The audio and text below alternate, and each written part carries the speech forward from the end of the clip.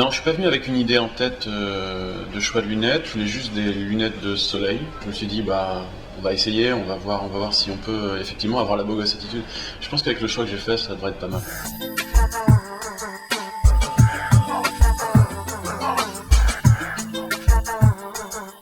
D'abord, on est super bien conseillé.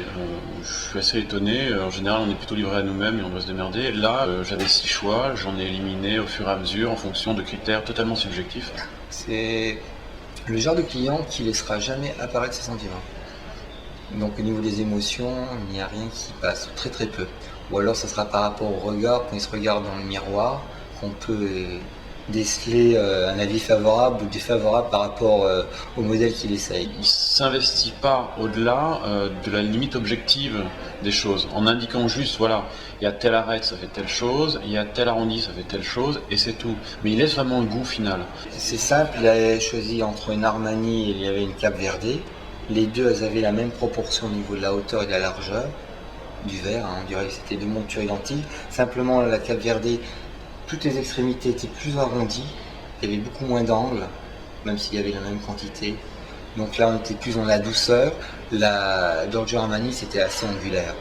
D'ailleurs, je pense intimement qu'il préférait peut-être que je prenne les autres, parce que ça m'adoucissait davantage que celles que j'ai choisies, qui ont tendance à me donner un côté plus directif, disait-il.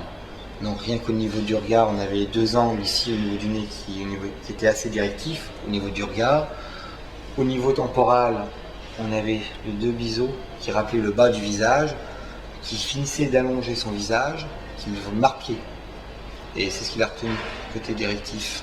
On se reflète dans ses lunettes et en fonction de ce qu'on choisit, on va avoir une impression d'avoir quelqu'un de ou super sérieux, ou excentrique, ou décalé, ou qui cherche à ceci ou cela. C'est vrai qu'avec une monture un peu comme la mienne que j'ai là, sobre, plutôt passe-partout, etc., ça va être différent d'une monture si j'avais pris, je sais pas, rouge avec une fleur dans un coin.